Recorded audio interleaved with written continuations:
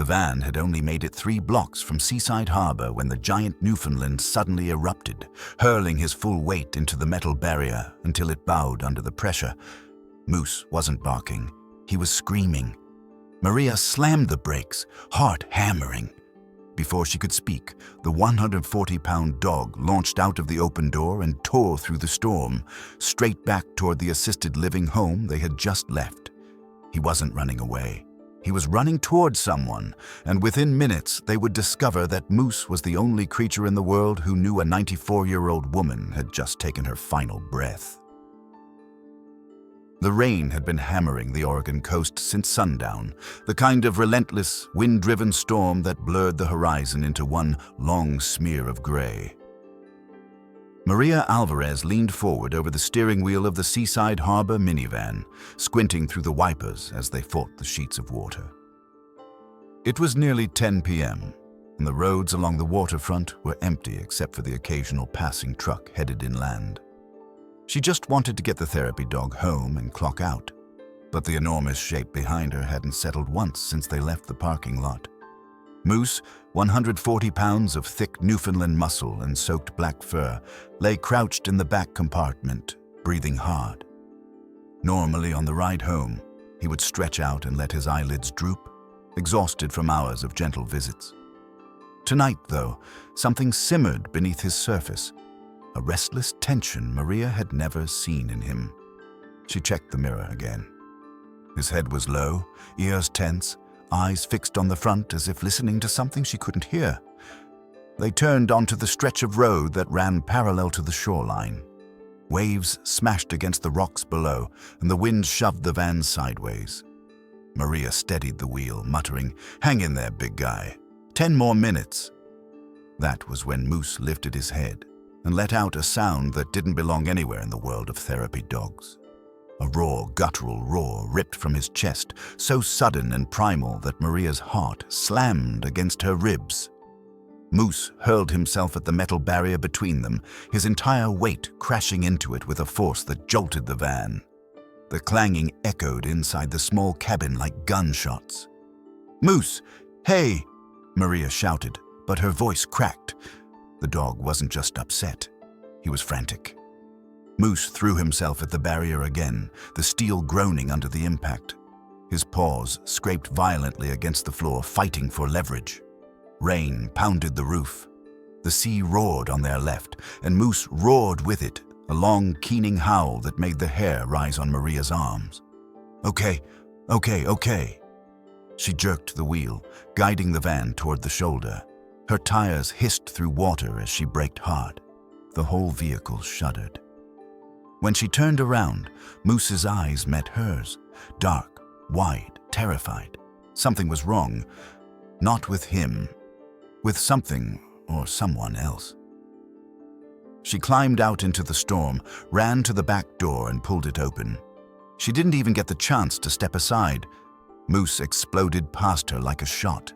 His massive paws splashed through puddles as he bolted into the darkness, not toward freedom, not toward the wild open beach, but the opposite direction entirely. Straight back toward Seaside Harbor, assisted living, a glowing shape in the distance, its windows blurred by rain. "Moose!" Maria yelled, stumbling after him. The wind stole her voice instantly. The dog tore down the shoulder of the road, coat plastered to his body, legs pounding with a single-minded desperation that had nothing to do with weather or fear. His howl cut through the storm again, long, urgent, almost mournful. Maria tried to catch up, but she couldn't. No one could outrun that kind of purpose. She grabbed her radio, shouting into it as she ran. "This is Maria. Therapy dog loose, heading back toward the building. Someone get the front door." She didn't have breath left to explain, and even if she did, she wasn't sure what she'd say.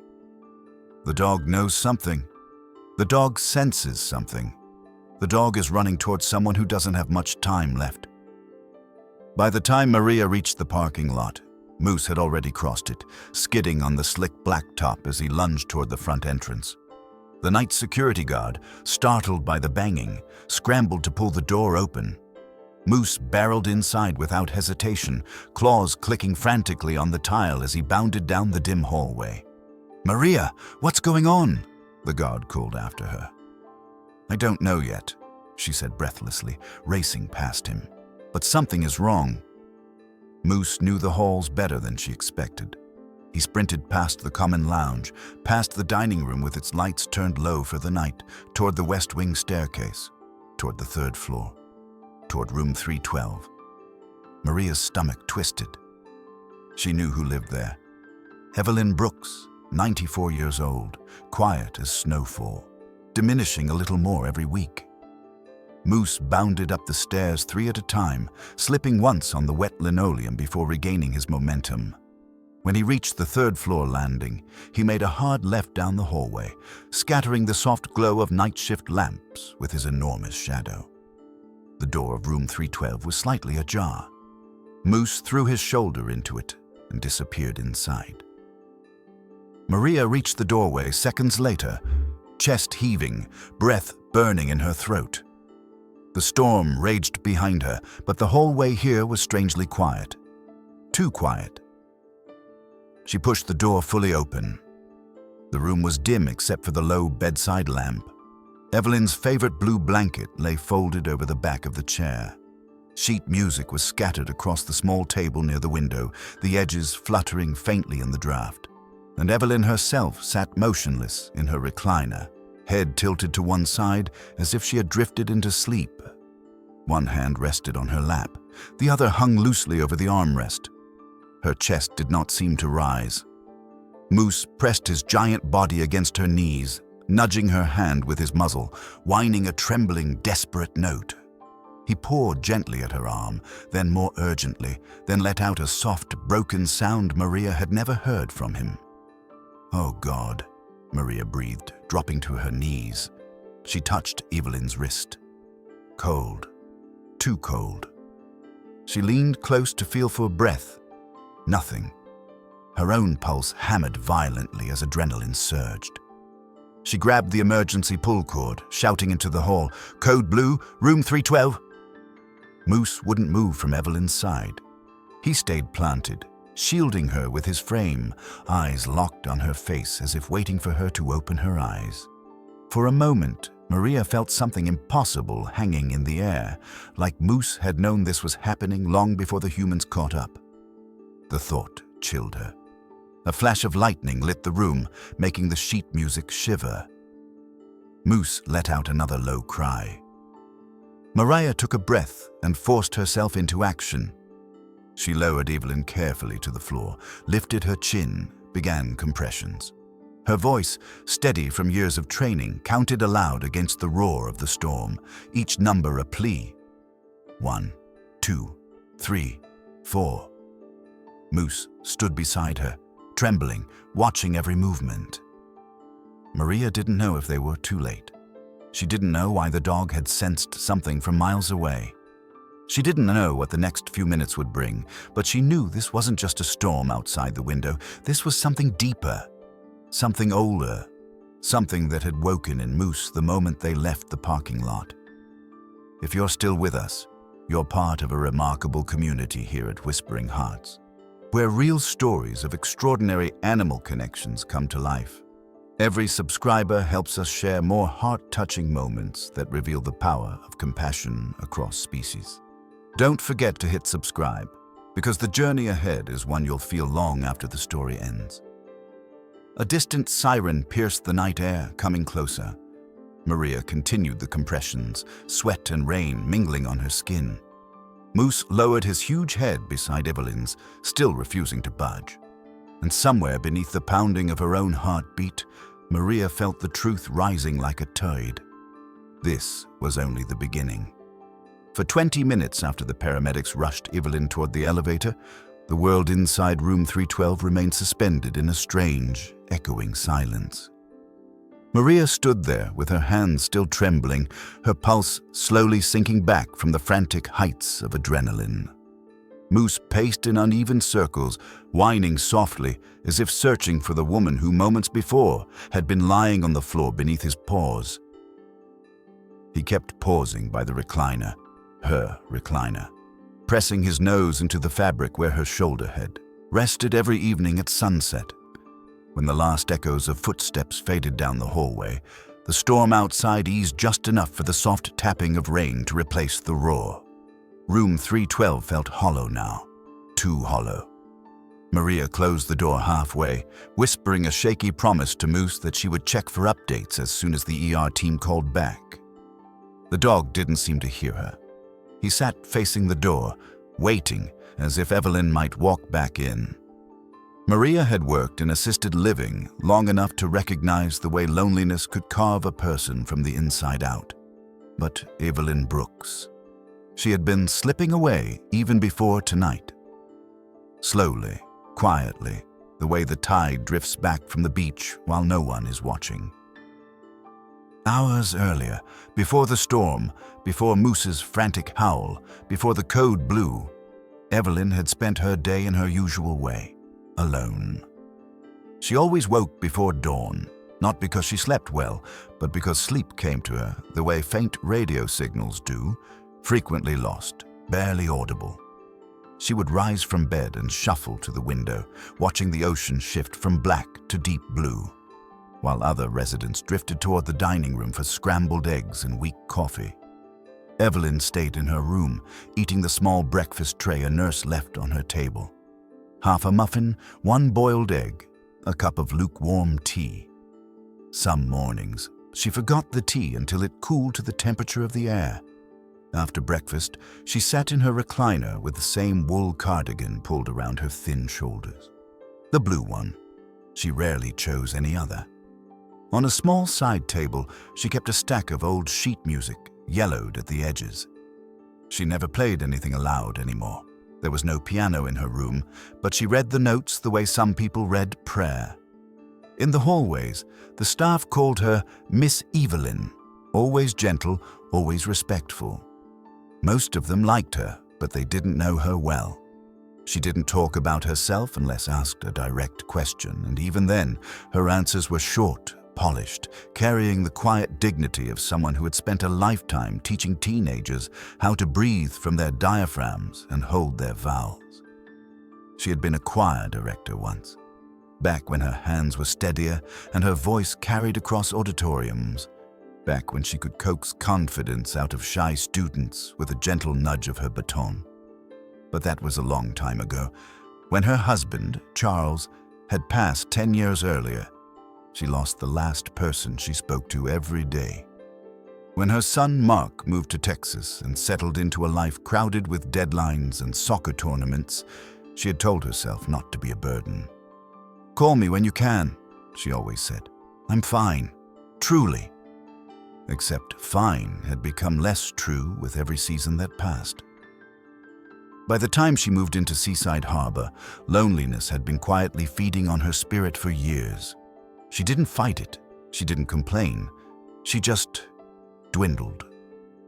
Then came, last week, when her closest friend in the facility, Agnes, passed unexpectedly during an afternoon nap.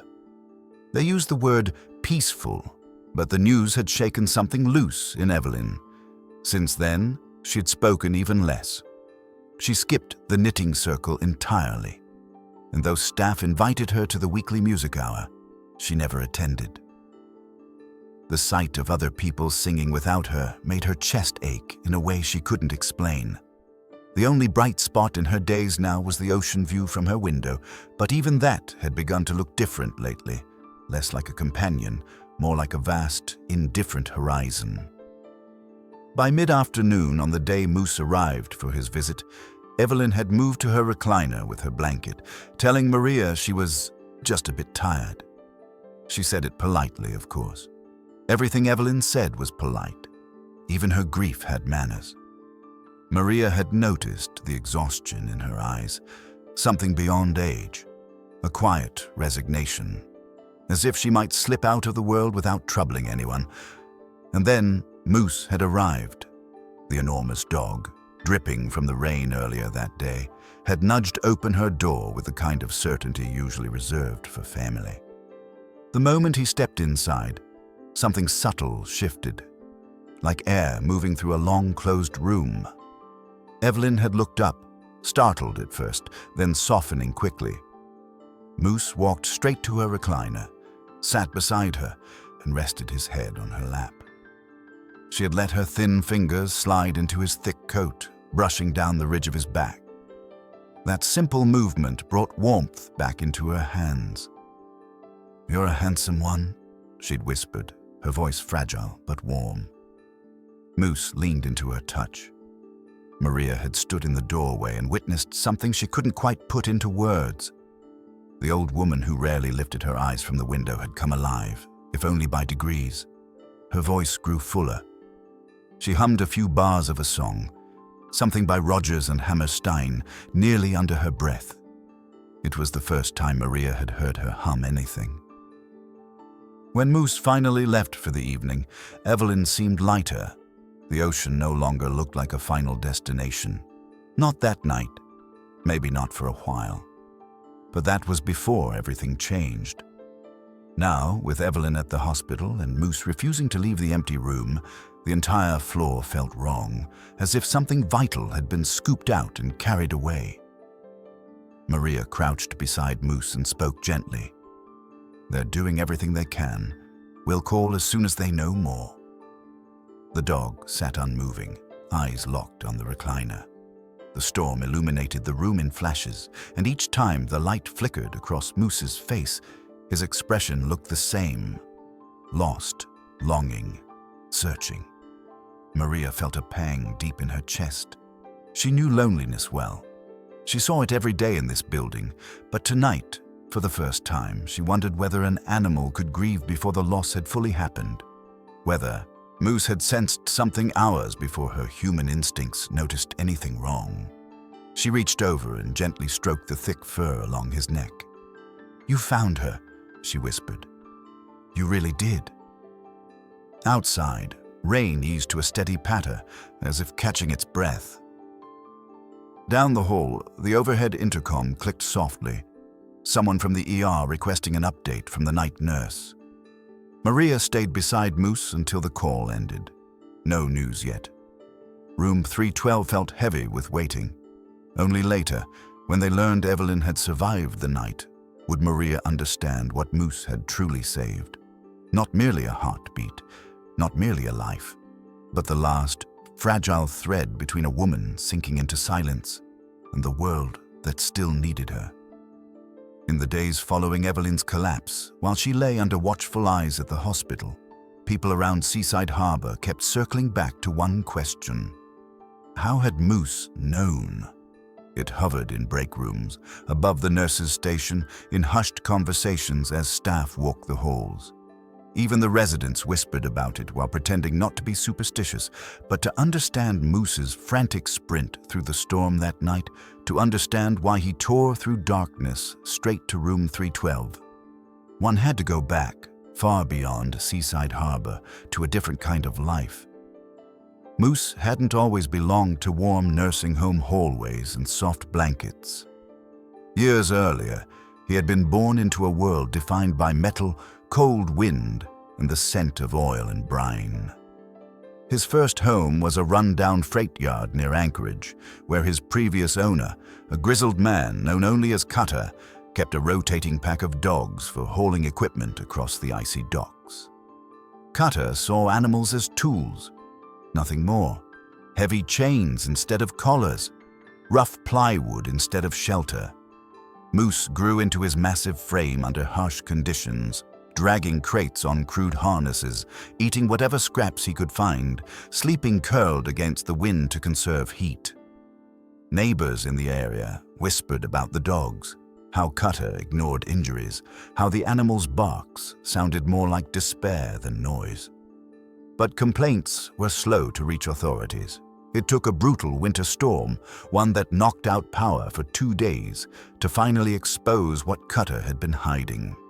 When rescuers made rounds through the industrial zone, they found Moose chained beneath a sagging awning, snow piled on his back, his fur stiff with cold.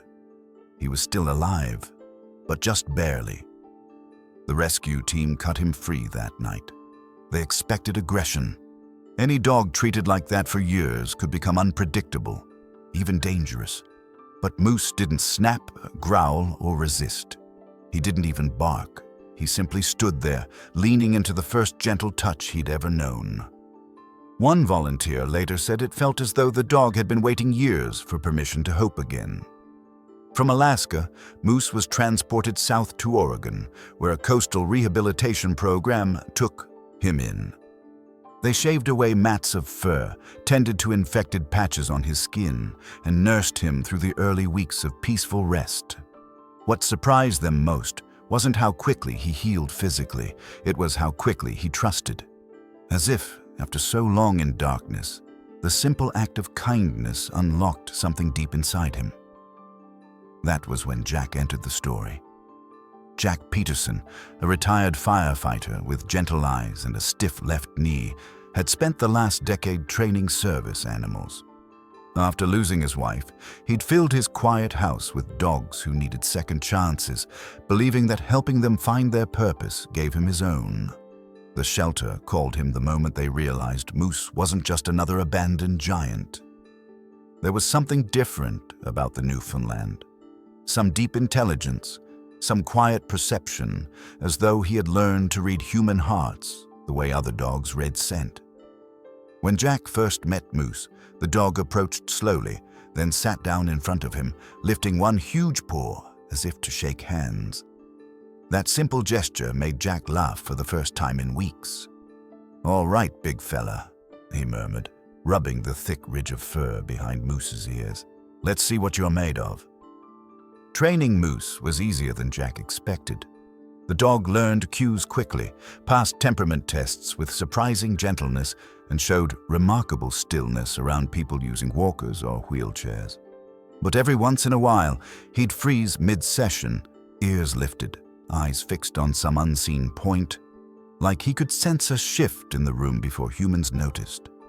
Jack chalked it up to instinct, but something about it always stuck with him. By the time Moose earned his therapy certification, Seaside Harbor had a rotating schedule of therapy dogs. Most were friendly golden retrievers or small lap breeds who loved being petted.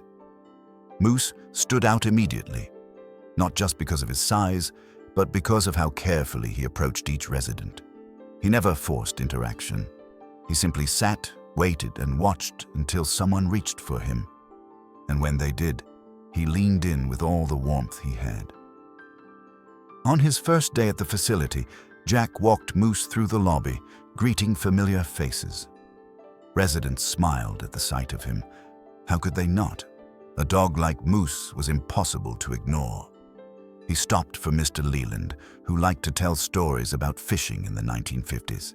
He patiently allowed Mrs. Barrow to examine his giant paws with arthritic fingers. He let a visiting toddler tug on his tail without complaint. Everything went smoothly until they reached the elevator. As the doors opened, Moose froze, so suddenly that Jack nearly tripped over him. The dog's body stiffened, his ears pricked, nose quivering. Something above them seemed to pull at him. Jack tugged the leash lightly. "Come on, Moose, we're headed to the activity room." But Moose didn't budge. Then, with no warning, he lunged. Not forward, but toward the stairwell beside the elevator. His leash slipped from Jack's hand, and Moose thundered up the stairs, claws scraping against the metal treads. "Moose! Moose! Hey!" Jack's voice echoed off the walls, but the dog was already gone. He didn't slow, he didn't hesitate. He ran straight to the third floor as if he'd lived there his entire life. Residents poked their heads out of their rooms as Moose barreled past, his tail sweeping side to side like a pendulum. Jack caught up just in time to see Moose push his way into a room with a partially open door. Room 312. Evelyn had been sitting by her window, hands folded neatly in her lap, eyes on the gray ocean beyond.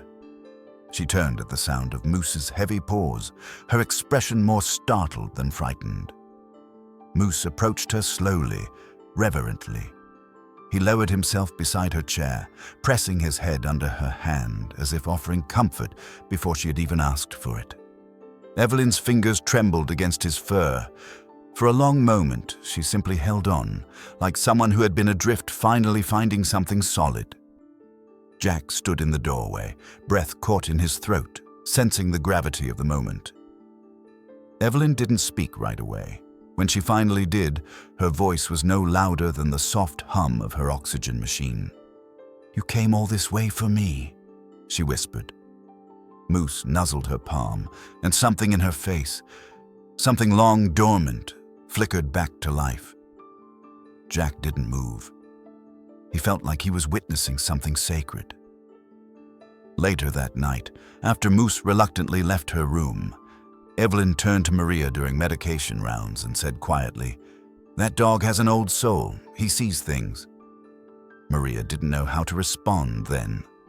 But days later, as she replayed the memory in her mind while waiting for updates from the hospital, she realized Evelyn had been right. Moose did see things. Things most people overlooked. Things buried under silence. Things hidden in the hearts of those who had almost stopped hoping for visitors. Maybe that was why, on the night of the storm, Moose had known long before anyone else that Evelyn needed him again. In the days after Evelyn's collapse, Seaside Harbor felt tense but strangely alive, as if the building itself were waiting for news.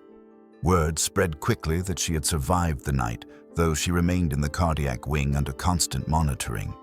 Some residents whispered prayers of gratitude, others shook their heads in disbelief, calling it a miracle that the paramedics arrived in time, but nearly everyone mentioned the same thing: the dog. They talked about how Moose had run through the storm, how he'd pushed open Evelyn's door, how he'd refused to move even while Maria worked to bring her back. Some believed dogs had instincts beyond human understanding. Others joked nervously about ghosts or premonitions. But one thing was certain: Moose was no ordinary therapy dog, and Moose himself seemed determined to prove it. On the morning after the emergency, Jack returned with him to Seaside Harbor for a brief wellness check. He expected Moose to be tired, unsettled, maybe even reluctant after such a traumatic night. Instead, Moose pulled hard on the leash from the moment they entered the lobby, dragging Jack down the hall, ignoring the greetings of residents who usually received his eager attention. "He remembers," Maria whispered to Jack as he passed her at the nurse's station. "Remembers," Jack echoed, "where he left her." Jack watched Moose struggle to reach the stairs and felt a sharp pull at his own heart. "Not today, big guy. She's still in the hospital." But Moose didn't seem interested in explanations. He paced, circled, and finally settled at the bottom of the stairwell leading to the third floor, lying down heavily, chin resting on his paws. Waiting. Some residents passing by cooed at him, but he barely lifted his head. A few hours later, once visiting hours ended, Jack managed to coax Moose back to the van. But the moment they returned the following day, Moose rushed inside once more, heading straight to the stairwell, then to the hallway, then to Evelyn's closed door. Room 312. And when he found it empty, he lay against the seam of the door frame and refused to move. By the third day, the pattern was clear. Moose wasn't interested in group activities, scheduled therapy rounds, or friendly greetings. His entire purpose centered on the absence behind that door. The residents started to notice. Mrs. Barrow complained first, tapping her cane on the linoleum. "Why does he walk straight past me? He always stops for me. Always." Mr. Leland crossed his arms. "I thought the whole point of therapy dogs is that they visit everybody. Now he's just a private pet for one woman." Even sweet-natured Patricia muttered, "I waited all morning with a cookie and he didn't even look at me." Maria tried to reassure them. "He's a little unsettled after the emergency. Give him a few days." But the resentment grew. Soon, small groups of residents gathered to talk about it at lunch. They weren't angry at Evelyn. They barely knew her. They were frustrated with Moose, frustrated with the staff, even frustrated with themselves for how deeply the dog's attention mattered. It was the director, Mr. Collins, who finally stepped in. He summoned Jack to his office late one afternoon. The room smelled faintly of old books and lemon polish, tidy and serious as always. Collins sat behind his desk, hands folded, expression calm but firm. "Jack," he said, "we need to talk about Moose." Jack nodded. "I figured as much." "I've been receiving complaints," Collins continued. "Multiple residents feel neglected, and frankly, the staff is confused. A therapy animal's job is to distribute affection and comfort equally. Moose isn't doing that." "He's been through a lot," Jack said gently. "The emergency with Miss Evelyn, and that," Collins interjected, "is another concern. Some of the nurses are uneasy. They don't understand why he behaved the way he did. People are calling it instinct. Others are calling it something else."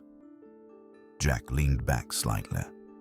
"He's not dangerous, if that's what you're implying." "I'm not implying danger," Collins replied. "I'm pointing out that he's become unpredictable, and in a facility filled with vulnerable people, unpredictability is a risk." Jack felt a sting of defensiveness rise in his chest, but before he could speak, Collins added, "We need Moose to do his job, or we'll have to reconsider his rotation here." The words landed harder than Jack expected. He had trained Moose for months, poured his heart into helping the dog find purpose. But here, sitting under fluorescent lights, he questioned what that purpose truly was. He left Collins' office feeling unsettled, and when he reached the third floor, he found Moose exactly where he had left him, sprawled across the doorway of room 312. Moose lifted his head as Jack approached, eyes filled with longing.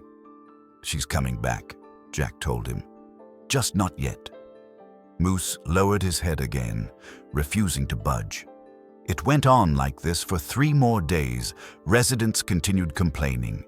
Maria defended Moose at every turn, explaining quietly that grief didn't always look the same, not even in animals. A few of the younger aides agreed, but others sided with Collins, saying the dog needed to get back to normal. Then, on the 4th evening, something unexpected happened. While Moose lay guarding room 312, a soft shuffle of slippers approached from down the hall. It was Mrs. Klein, the woman known for being blunt, prickly, and quick to criticize. She had been among those most vocal about Moose favoring Evelyn. Now she walked slowly toward him, her expression stern as always. Jack braced himself, but Mrs. Klein surprised him. She sank into the chair near the door and murmured, "I lost my husband 3 years before coming here. I sat outside the dining hall for a week before I could bring myself to enter. Nobody noticed, not really." Jack swallowed. "I'm sorry." Mrs. Klein nodded toward Moose. "But that dog did. The very first week he came here, he stopped at my chair for half an hour while I cried into his fur. I never told anyone that." Jack looked at her, genuinely moved. "So," she continued, voice wavering just slightly, "if he wants to sit here for a while, let him. Maybe he knows something we don't." It was the first moment of grace anyone had offered Moose since the complaints began. From that evening on, the mood slowly shifted. Some residents still grumbled, but others, especially those who had once been lonely before Moose found them, began leaving small tokens outside room 312. A flower, a handwritten note, even a toy. Moose ignored all of it, but the gesture mattered. On the 6th day, news arrived that Evelyn would be discharged soon. Maria brought the update to Jack, and together they looked at Moose, curled in the familiar spot by the door. "He's waiting for her," Maria said, "and he's not going to stop." Jack knelt beside the dog, rubbing behind his ear. "You hear that, buddy? She's coming back." Moose thumped his tail once, a single heavy beat against the floor. It was the first sign of hope he'd shown since the night of the storm, and it marked the beginning of something none of them had expected. Something much bigger than the temporary bond between a lonely woman and a rescued giant. Something that would soon challenge every rule Seaside Harbor had ever known. Evelyn came back to Seaside Harbor on a Wednesday afternoon, the kind of cool, crisp day when the ocean air carried the scent of pine and salt in equal measure. The staff had tried to keep her discharge quiet to avoid overwhelming her, but news traveled faster in an assisted living facility than seagulls along the shore.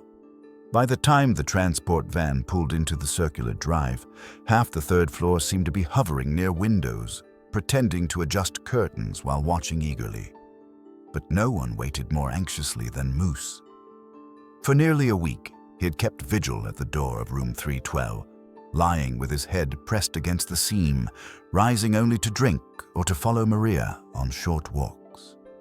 He'd grown restless the last 2 days, pacing the hall whenever he heard the elevator ding, only to return disappointed each time. When the lobby doors finally slid open, Moose lifted his head sharply, ears perked so suddenly that Jack straightened in surprise. "What is it, boy?" Jack asked. Moose didn't answer. He bolted. His claws thundered down the hall, sending a few residents stepping back hurriedly. Maria called after him, but Moose was already making a beeline for the elevator. The doors were closing around the gurney as 2 aides wheeled Evelyn inside. Moose reached the elevator just in time to shove his enormous head between the doors before they sealed. The aides gasped, startled, but they quickly stepped aside when Evelyn's eyes fluttered open at the commotion. "Moose," she whispered. At that single word, Moose let out a low, quivering moan that echoed up the elevator shaft. He stepped forward and pressed his face into Evelyn's frail hand. Her fingers trembled as they curled into his fur. "Oh, you faithful thing," she murmured, her eyes shining. The aides didn't dare push the dog away. By the time they reached the 3rd floor, half the residents had gathered. Some were seated in wheelchairs, others standing with walkers or holding onto handrails. A few clutched tissues. Even the usually aloof Mr. Collins stood quietly at the back, his expression softer than usual.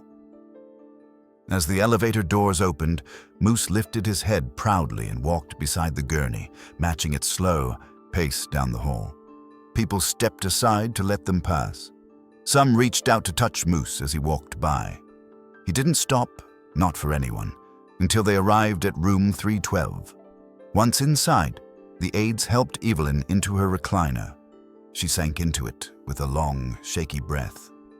The room looked different now. Freshly laundered blanket, new flowers on the table, a vase someone had left anonymously. Moose positioned himself beside her chair, resting his chin gently on her knee. And Evelyn smiled, truly smiled, for the first time since her collapse. Over the next hour, residents drifted into the room in small groups, offering gentle greetings, bringing cards, shyly introducing themselves. People who had barely spoken to Evelyn before now seemed drawn to her. Something about her brush with death and Moose's impossible intervention had shifted the energy of the entire building. Mrs. Klein stayed the longest. She stood near the window, arms folded, watching Evelyn with a complicated expression. "You gave us all a fright," she said finally. "Some of us thought we'd be attending another funeral." Evelyn took the remark with grace. "I suppose it wasn't quite my time." Mrs. Klein nodded. "Well, I'm glad you're back." She hesitated, then added, "And I'm glad he found you." She gave Moose a nod before leaving, which felt like the closest thing to approval she ever offered. But not everyone was so understanding. Later that evening, after visiting hours quieted down, Jack received a message asking him to report to Colin's office. Moose stayed curled beneath Evelyn's chair as Jack reluctantly headed downstairs. He found Collins pacing behind his desk, agitation visible in the rigid line of his posture. "Jack," he began, "we need to address the situation." "What situation?" Jack asked, though he had a sinking feeling he already knew. "The residents," Collins said. "They're divided. Some think Moose is an angel. Others feel ignored or overshadowed. And I'm hearing rumblings from their families. They want equal access to the therapy dog program." Jack crossed his arms. "Moose isn't ignoring them on purpose.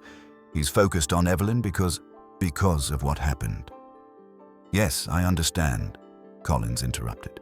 But therapy animals cannot play favorites. The whole point is that they provide support broadly, not exclusively. Jack bristled. He's not choosing favorites. He's staying close because she's fragile. Because she almost... He stopped himself before speaking the word. Collins exhaled slowly. I'm not insensitive, Jack, but we have protocols. If Moose continues this behavior, people will accuse us of catering to one resident, and therapy schedules will fall apart. Jack rubbed a hand across his brow. So what are you suggesting? Collins hesitated before answering. That Moose be temporarily removed from rotation until he can return to normal patterns. Removed? Jack echoed sharply. You want to pull him out entirely? Only until he's stabilized, Collins insisted. It's the responsible thing for the community. Jack shook his head. He'll be devastated, and so will she. This isn't personal, Collins said.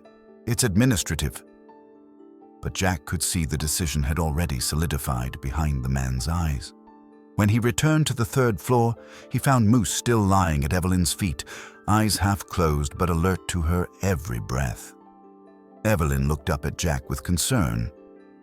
Is everything all right? She asked softly. Jack hesitated.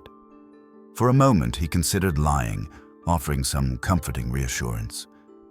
But something about the way Evelyn rested her hand on Moose's head, calm, trusting, made him speak honestly. There's talk, he said quietly, about limiting Moose's visits. Evelyn's hand stilled. Limiting, she repeated. Why? Jack sighed. Some residents feel he's ignoring them. The director wants the therapy dog schedule to stay balanced. Evelyn looked down at Moose, her face softening with both affection and worry. He doesn't ignore them. He simply stays where he feels needed. Jack nodded. I know, but not everyone sees it that way. Moose lifted his head then, sensing tension, pressing himself closer to Evelyn with a low rumble deep in his chest. She stroked his ears gently. I can speak to the director, she said. Explain that he's helping me. Jack shook his head. He'll say that every resident deserves equal support. Evelyn fell quiet. Outside, waves crashed against the rocks in slow, rhythmic pulses. After a long moment, she said something Jack didn't expect. Jack, what if Moose isn't just supporting me? Her gaze lifted to meet his. What if Moose is healing something in this place that none of us fully understand? Something deeper than a schedule. Jack swallowed. I believe that. So do I, she whispered. Moose nudged her hand gently, as if agreeing. In that quiet room, with the scent of salt drifting through the cracked window and the fading glow of sunset coloring the walls, Jack realized the truth. Whatever rules Seaside Harbor had lived by until now were about to be challenged. Not by rebellion, not by policy, but by the devotion of one giant dog who knew exactly who needed him most and who was nowhere near done. Late October, sunlight drifted through the narrow windows of room 312, warm but faint, the kind of light that softened edges rather than brightened them. Evelyn sat in her familiar recliner, cardigan wrapped around her shoulders, breathing slowly as she looked out toward the water. Moose was stretched across the floor at her feet, chin resting near her slippers. Every few minutes, his eyes flicked upward to check on her, calm but vigilant. Her recovery had been steady, but not complete. She moved more slowly, tired more quickly, and sometimes her breaths hitched in shallow patterns only a trained observer would notice. And Moose, who watched her with the quiet intensity of someone listening for a language only he could hear, noticed everything. In the 2 weeks since her return, Seaside Harbor had adjusted around them like a tide shifting with the moon. Some residents stopped by daily to offer greetings or updates. Others still harbored jealousy, but softened as they witnessed Moose's devotion. Even the director, Mr. Collins, had grudgingly accepted that pushing Moose away from Evelyn would create more emotional damage than order. But the compromise came with conditions. Moose could stay with Evelyn during afternoons, but mornings were reserved for rotating visits throughout the facility. Jack tried his best to uphold that schedule, and Moose tolerated it, barely. Each morning, he completed rounds, though half-heartedly, before dragging Jack back to the elevator the moment the clock struck noon. Evelyn, for her part, attempted to maintain a polite distance, telling Moose, "You have your duties, dear. Don't fuss over me." But Moose never believed that for a second, and so the new routine settled in. But beneath the delicate balance, tension simmered.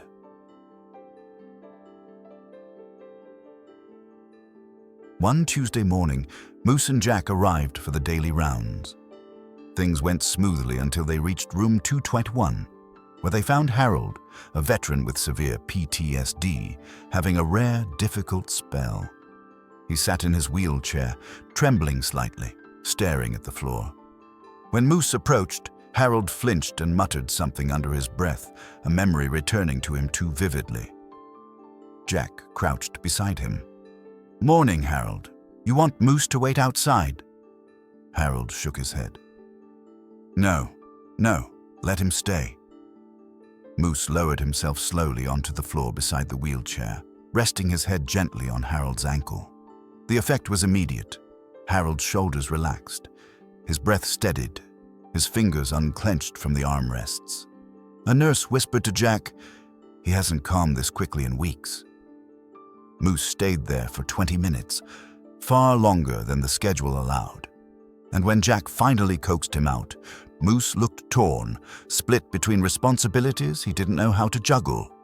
By the time they reached the third floor, he was almost frantic, pulling hard toward room 312. Jack expected Evelyn to greet him with a smile when they entered, but instead, they found her asleep in the recliner. At first glance, it seemed peaceful. Her hands folded, her breathing slow. But Moose stiffened at the threshold, refusing to step inside. His ears went back, his tail lowered. He took one hesitant step, then stopped again, whining faintly. Jack frowned. "What's wrong, boy?" Moose sniffed the air, body tense. Then he moved carefully to Evelyn's side and nudged her wrist. Her hand was cold. Jack's heart lurched, but as he leaned in, her eyes fluttered and opened. "Oh?" Her voice came faint and confused. "I must have dozed off." Moose let out a breath he'd been holding and pressed his head into her palm. She stroked his ears. He closed his eyes, relieved. Jack forced himself to smile. He thought something was wrong. Evelyn chuckled weakly. "He worries too much."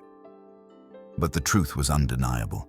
Moose had felt something shift, something small, something fragile. And though Evelyn recovered her bearings quickly, the moment rattled all three of them.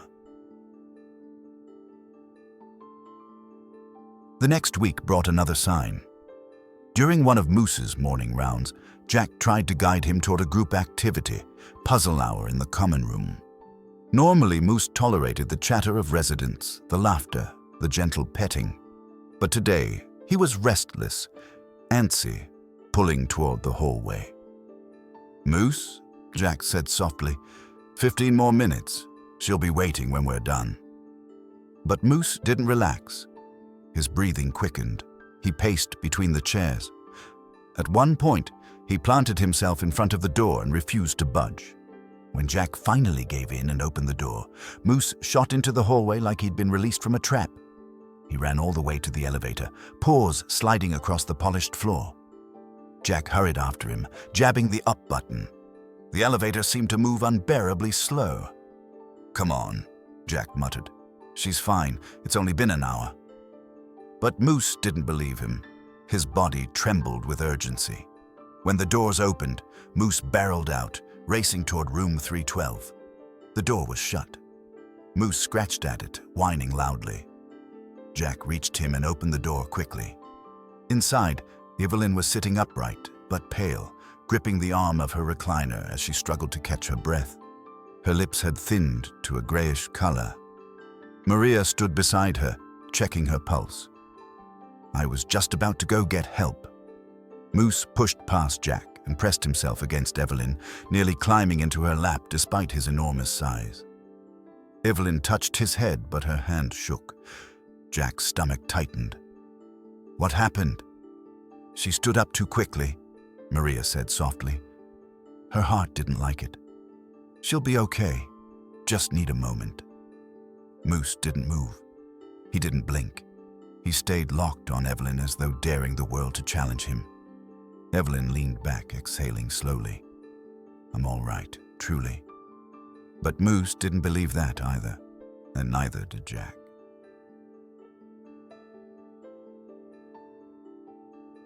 The shift became obvious over the next several days.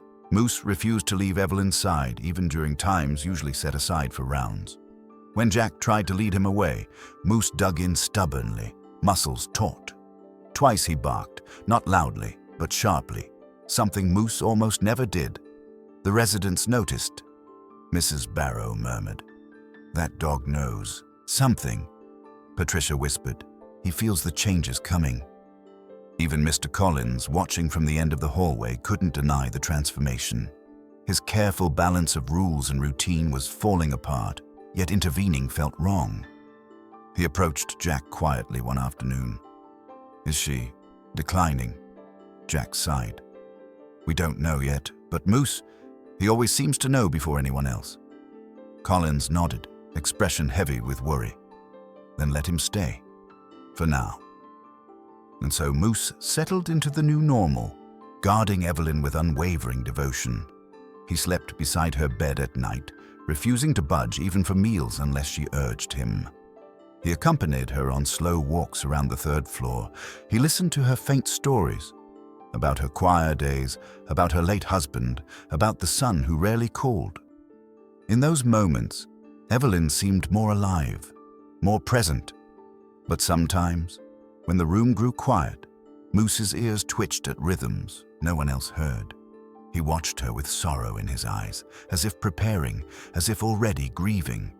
And for the first time, Jack understood, with a cold certainty, what Moose had known long before any of them. Their time with Evelyn was running out, and Moose was determined to make every remaining moment count. By mid-October, the Oregon coast had settled into its quiet, brittle season, where mornings carried the faint bite of frost and evenings stretched longer than anyone seemed ready for. At Seaside Harbor, the hallways dimmed earlier in the day, and the ocean outside Evelyn's window shifted from deep blue to the pewter shade that signaled winter's slow approach. Evelyn grew quieter with each passing morning. Not withdrawn, just softer, as though she were conserving what little strength she had left. Her voice, once steady even in its frailty, now thinned when she spoke. She moved carefully, aware that any sudden motion might send her breath spiraling away from her again, but she never said she was in pain. She never complained. She never asked for more than she was offered. Moose stayed with her constantly. He slept beside her bed every night, waking at the slightest change in her breathing. He followed her from chair to window to bed with unwavering watchfulness. Even when she rested, he lay with his head on the edge of her blanket, eyes half open, as if listening for a rhythm only he could interpret. Jack visited daily, though he sensed Moose no longer needed guidance. He simply stood with him, offering quiet companionship to both dog and woman. Maria checked on them often too, performing her rounds with a tenderness that had grown since Evelyn's return. One windy afternoon, the three of them sat in room 312 as the maples outside shed their leaves in thick yellow spirals. Evelyn stirred from a nap, adjusting the scarf around her neck. "You know," she murmured, "I used to love this time of year, the start of concert season, students buzzing with nerves, the smell of sheet music and auditorium dust." Jack smiled softly. "You were a choir director for how long?" 42 years, Evelyn answered, eyes brightening for the briefest moment. "Every fall we'd rehearse until our voices blended like one heartbeat. I always told them the first cold night of October was a sign the world was listening." She chuckled faintly. "Children believe anything if you say it gently enough." Moose lifted his head, nudging her knee. Evelyn scratched behind his ear. "Yes, dear, I know. I'm rambling." But Jack shook his head. "I like hearing your stories." "Then I'll give you one more," she said softly. She told them about her last winter concert, the one held the year her husband passed. She'd almost cancelled it, but her students begged her not to. They dedicated the final piece to him, a simple hymn performed with such sincerity that she'd cried openly on stage, baton trembling in her hand. "It was the only time I broke during a performance," she confessed. But the children understood. They didn't look away. As she spoke, the late afternoon light reddened through the curtains, casting long shadows across the floor. Evelyn's voice weakened, but she continued, carried by memory. "The hardest part of getting old," she whispered, "is realizing the world keeps moving without you. Students grow up, friends pass, children become busy with their own lives, and somewhere along the way, you stop expecting the phone to ring." Moose pressed closer to her, sensing the heaviness in her words. Evelyn took a slow breath. "But then you came along," she murmured to him. "As if someone decided I deserved one last season." Her hand trembled slightly as she stroked his fur. Jack felt a tightness in his throat. Maria looked away, blinking back tears. Later that evening, after Jack had left and the sun fully dipped beyond the sea, Evelyn asked Maria to stay a moment longer. "I'd like to write something," she said. "Just a small note." Maria fetched a notepad and pen. Evelyn began writing in tiny, slow strokes. The letter was addressed to her son, Mark, a man who had only visited twice in the past decade, always arriving with polite guilt, always apologizing as though the words themselves weighed less each year. When she finished, she folded the paper neatly and handed it to Maria. "Please mail it tomorrow," she said. Maria nodded, and though she didn't say it aloud, she felt the ache of the moment. Letters written at this hour, in this state, had a certain gravity. Moose rose from the floor and placed his paw gently on the side of Evelyn's recliner. She reached for him. "I'm all right," she whispered to him. "Not yet." The next morning, her son called. He'd read the letter and was changing his flight, moving it up 3 days earlier. Evelyn smiled at the news, but there was no sudden spark of strength. Instead, a quiet calm settled over her. When her son arrived that Thursday evening, Moose greeted him with unusual solemnity, approaching slowly, tail low, eyes gentle but wary. Mark knelt beside the dog, stroking his head.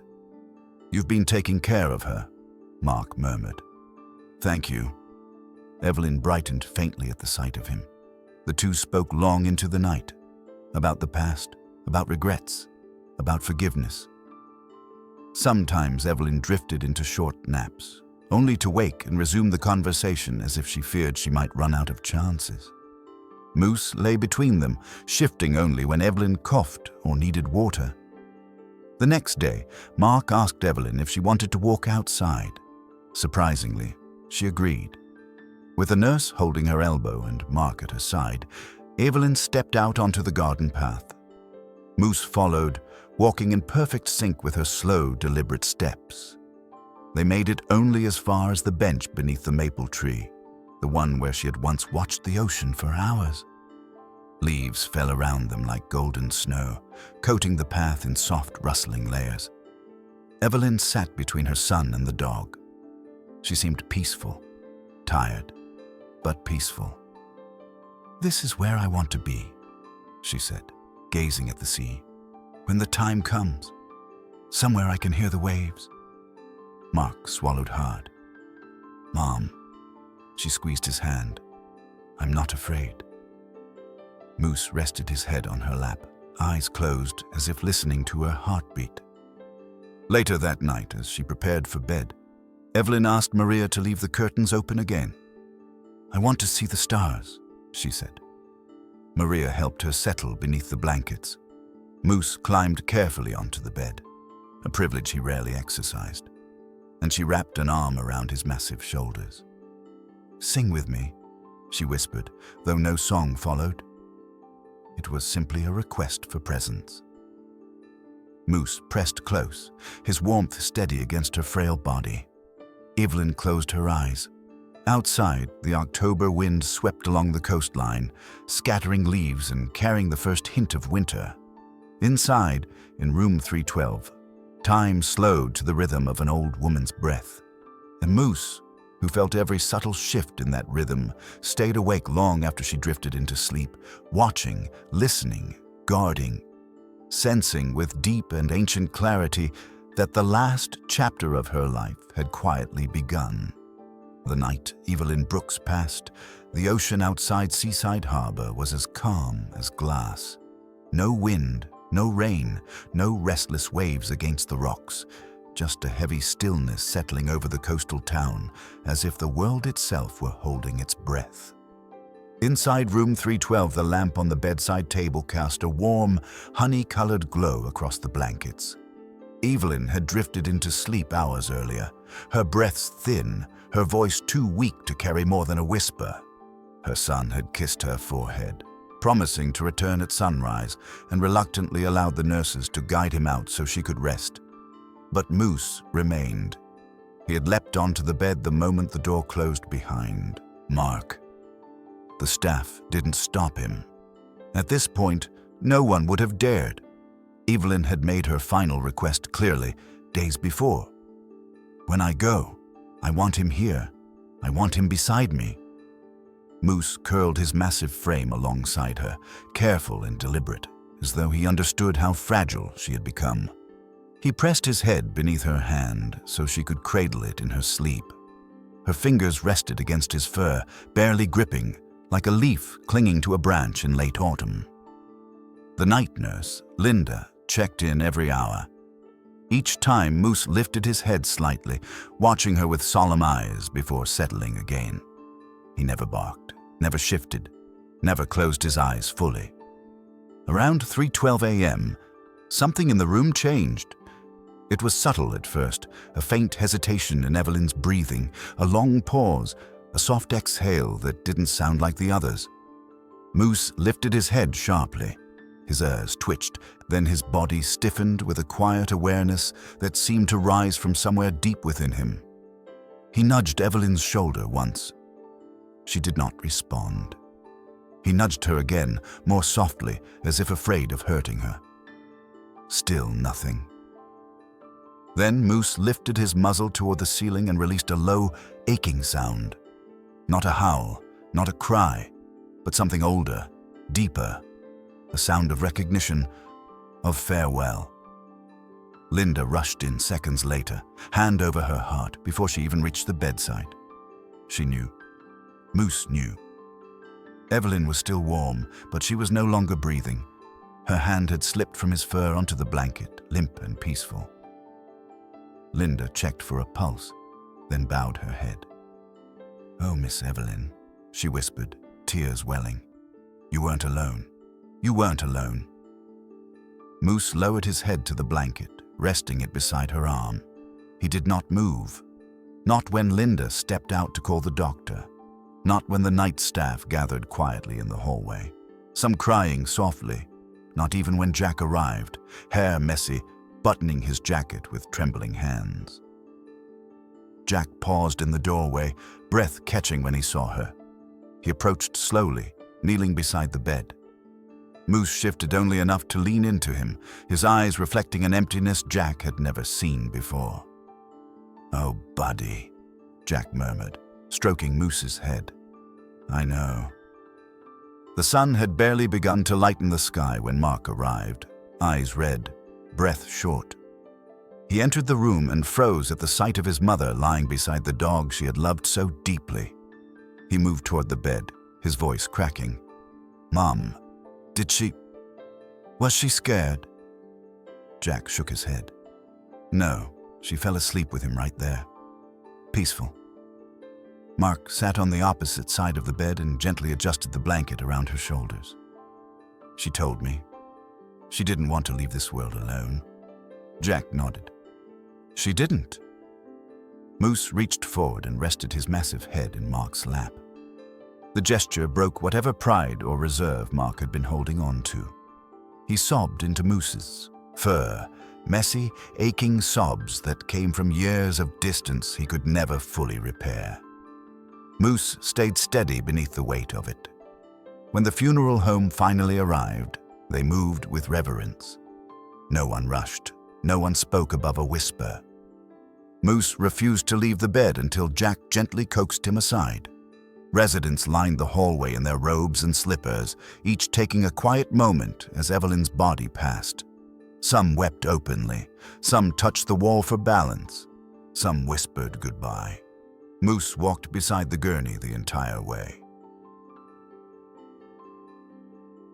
In the days following Evelyn's passing, Moose refused food.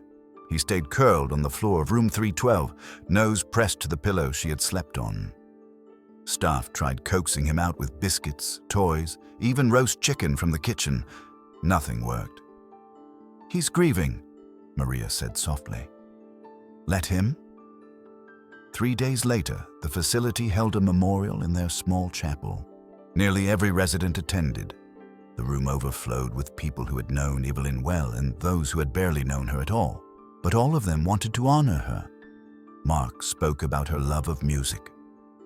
Maria shared stories of her gentleness. Mrs. Klein surprised everyone by describing the time Evelyn comforted her during a lonely afternoon, something she had never spoken of before. At the front of the chapel, beneath a framed photo of Evelyn as a young choir director, Moose lay quietly with a blue ribbon tied around his collar, the same shade as her favorite cardigan. After the service, when the crowd began to disperse, Moose stood slowly and walked, not toward the exit, not toward his leash, not toward Jack, but toward the garden path. The maple tree, the same tree Evelyn had chosen for her final walk with her son. Mark followed him, understanding without needing words. Moose sat beneath the tree as Mark scattered her ashes gently across the soil and fallen leaves. "You stay with her," Mark whispered, placing a hand on Moose's back. "I think she'd like that." Moose pressed against him in acknowledgement. In the weeks that followed, Moose returned to his therapy work slowly, hesitant at first, then with growing purpose. But he had changed. He did not spread himself thin anymore. Instead, he lingered with the quiet residents, the forgotten ones, the ones who sat staring out windows the way Evelyn once had. He would select one person at a time, just as he had selected her. And Seaside Harbor began to understand. This wasn't favoritism, it was calling, it was instinct wrapped in loyalty. It was love. Years later, when Moose grew old and his own breath became thin, the residents took turns keeping vigil beside him, just as he once had for their friend. And when he passed, on a quiet January morning, they buried him under the maple tree next to Evelyn, the woman he had saved from disappearing. The stone they placed there read, "Moose, who stayed until the last breath a guardian, a healer, a reminder that no one is too old, too lonely, or too forgotten to be loved completely." And in the quiet rustling of the tree above them, some swear they can still hear a soft hum, like the echo of a choir warming up, carried gently on the breeze. A song for the woman who waited, and the dog who never left her side.